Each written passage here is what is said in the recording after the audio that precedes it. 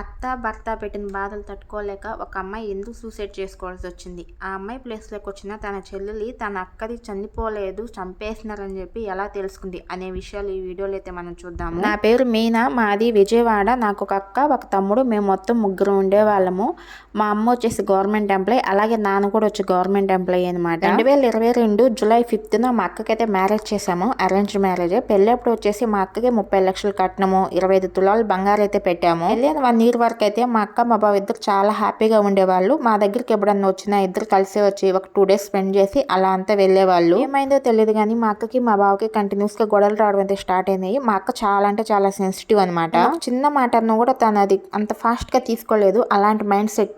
నెలలో ఎలా లేదైనా 2 సార్లు మా బావతో గొడవపడి అయితే మా ఇంటికి వచ్చేసింది. మా ఇంటికి వచ్చిన ప్రతిసారి నేను, మా అమ్మ, మా అక్కని ఎంత అడిగినా ఏ విషయం కూడా మాతో చెప్పేది కాదు. సార్ నేను మా అక్కని బయటికి తీసుకెళ్ళి అయితే పర్సనల్ గా అడిగాను. ప్లీజ్ అక్క చెప్పు, ఎందుకు ఇలా ఉంటున్నావు, అసలు ఏమైంది, నీ ప్రాబ్లం ఏంటి చెప్పక్క, డాడీతో చెప్తాను అని చెప్పేసి అమ్మకి నాన్నకి చెప్పనంటేనే నేను చెప్తానని చెప్పి నా చేత ప్రామిస్ తీసుకుంటూ చెప్పింది. మీ బావ నువ్వు అనుకున్నంత మంచోడైతే కాదు, మనం అయితే మోసపోయామని చెప్పి చాలా గట్టిగా ఏడ్ చేసింది నన్ను పట్టుకొని. పట్టుద్దు లెక్క, ఈ ప్రాబ్లంకి ఏదో ఒక సొల్యూషన్ చూద్దామని చెప్పి మా అక్కకైతే నేను ఆ రోజు ధైర్యం చెప్పి ఇంటికైతే తీసుకొచ్చాను. ఇంకా నెక్స్ట్ డేనే మా అత్త, మా బావ, వాళ్ళ బంధువులందరూ మా ఇంటికి వచ్చి అందరి మధ్యన కూర్చొని మాట్లాడి మా అక్కనైతే వాళ్ళ ఇంటికి తీసుకెళ్లారు. మా అక్కని తీసుకెళ్లేటప్పుడు కూడా మా డాడీ అయితే మా అక్క పేరు మీద ఒక ల్యాండ్ రాసిస్తానని చెప్పి వాళ్ళకి మాట ఇచ్చారు. మా అక్క వాళ్ళ ఇంటికి వెళ్ళిన ఆ నెక్స్ట్ డేనే ఎర్లీ మార్నింగ్ 6 o'clock అంతా మా ఇంటికి ఒక ఫోన్ వచ్చింది. మా మమ్మీ లిఫ్ట్ చేసి మాట్లాడగానే మీ అమ్మాయి ఇలా సూసైడ్ చేసుకుందని చెప్పి అన్నారు. మాట వింటానే మా అందరికి అసలు ఎంత బాధ వేసిందంటే ఆ సిచ్యువేషన్ ఇప్పుడు మీతో నేను షేర్ చేసుకుంటున్నా కూడా నా కళ్ళల్లో నీళ్ళు వస్తున్నాయి. నిన్న సాయంత్రం మా కళ్ళ ముందు ఉన్న అక్క ఈ రోజు ఎర్లీ మార్నింగ్ 6 o'clock అంత లేదని తెలిసరికి చాలా బాధ వేసింది. నేను,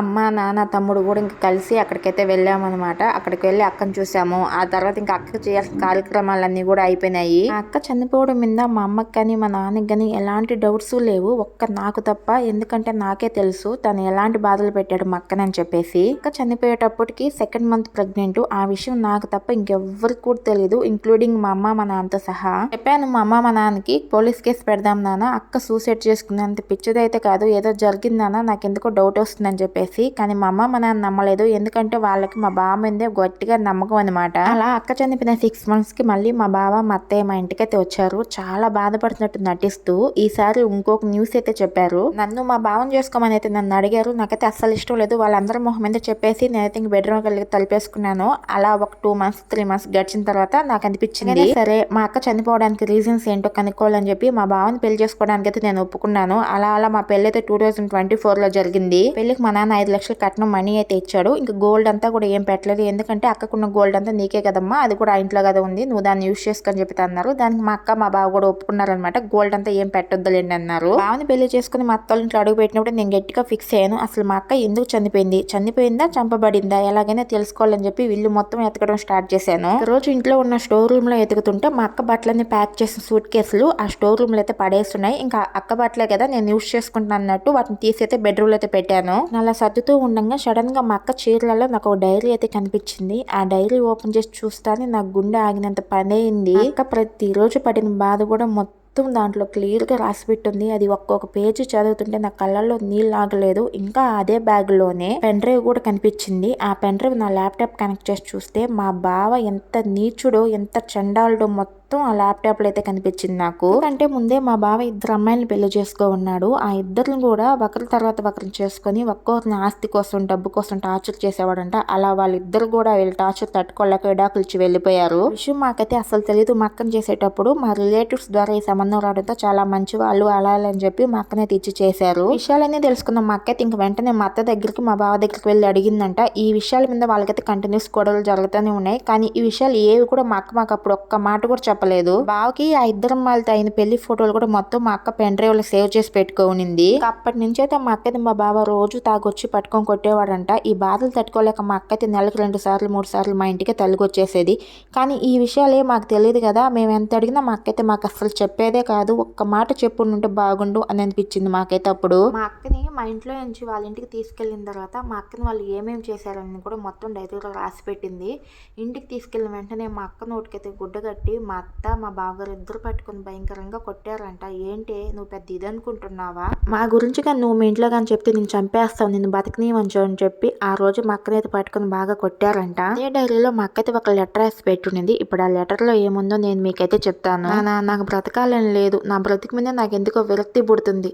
వీళ్ళు నువ్వు అనుకున్నంత మంచి వాళ్ళైతే కాదు నాన్న, వీళ్ళు చేసిన చెడ్డ పనులన్నీ నీకు తెలిస్తే వీళ్ళని నువ్వు ఖచ్చితంగా చంపేస్తావు. వీళ్ళు నన్ను పెట్టే బాధలు తట్టుకోలేక ఇంటికి వచ్చి నీతో చెప్పాలన్న ప్రతిసారి నాకెందుకో చెప్పబుద్ధి అయ్యేది కాదు. నా ప్లీజ్ నాన్న, వీడు పెట్టే బాధలు నేనైతే అస్సలు తట్టుకోలేకున్నాను నాన్న, నాకు వీడు వద్దు, నేను మీ దగ్గరికే వచ్చేస్తాను, నాకు మీతోనే కలిసి ఉండాలని ఉంది నాన్న, నాకు ఆ లైఫే బాగుంది, ప్లీజ్ నన్ను అర్థం చేసుకోండి నాన్న అని అయితే ఆ లెటర్లో మా అక్క రాసునింది. అంతే అవన్నీ చూసిన తర్వాత నాకైతే కోపం కొంచెం కూడా ఆగలేదు, అంత కోపం వచ్చింది. మా అత్తని మా బావని చంపేయాలన్నంత కోపం వచ్చింది. ఇంకా వెంటనే ఆ డైరీ లెటర్ మొత్తం తీసుకుని మా ఇంటికైతే వెళ్ళి మా అమ్మ మా నాన్నకి చూపించాను. మా నాన్న ఇద్దరు షాక్ అయ్యారు. ఎందుకంటే మా బావ అలాంటి వాడు అంటే మా నాన్న అస్సలు నమ్మలేదు. ఎందుకంటే మా వాళ్ళని అంతగా నమ్మించారనమాట వాళ్ళు.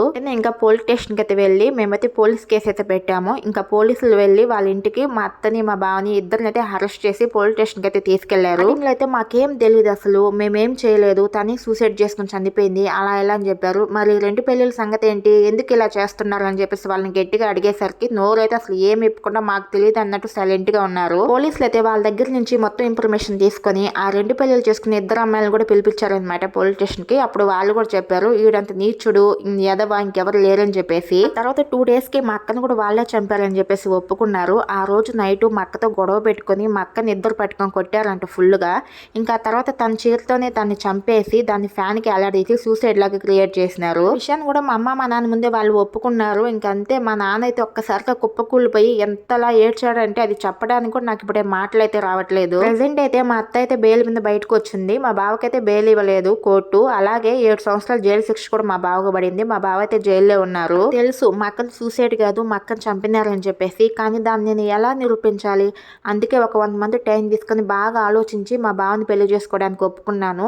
మా అక్కది సూసైడ్ కాదు అని చెప్పి నిరూపించడానికి నా లైఫ్ నేను రిస్క్ లో పెట్టుకున్నాను అనే విషయం నాకు తెలుసు. ఫైనల్ గా ఇప్పుడైతే నేను మా బావతో డివోర్స్ తీసుకొని వేరేగా మా అమ్మ వాళ్ళతోనే కలిసి ఉంటున్నాను. మీరు చెప్పండి నేను చేసిన తప్ప కరెక్టా? ఆ రోజు నేను సైలెంట్ గా ఉంటే ఈ రోజు మా అక్కది సూసైడ్ అని చెప్పి అందరూ అనుకునే వాళ్ళను. మా బావ లాంటి ఎదవల చేతుల్లో ఇంక ఏ అమ్మాయి కూడా మోసపోకూడదు, మా అక్క లాంటి వాళ్ళు బలైపోకూడదు అన్న ఒకే ఒక ఉద్దేశంతో నా స్టోరీ నేను మీతో షేర్ చేసుకుంటున్నాను. ఇదంతా ఇందాక మీకేమనిపించిందో తప్పకుండా కామెంట్ అయితే చేయండి. ఇదంటే తన స్టోరీ. ఈ స్టోరీ విన్నాక మీకేమనిపించిందో తప్పకుండా కామెంట్ అయితే చేయండి. ఈ విషయంలో ఇంకొక బాధాకరమైన విషయం ఏంటంటే ఆ అమ్మాయి చనిపోయేటప్పటికి తన 2nd month ప్రెగ్నెంట్.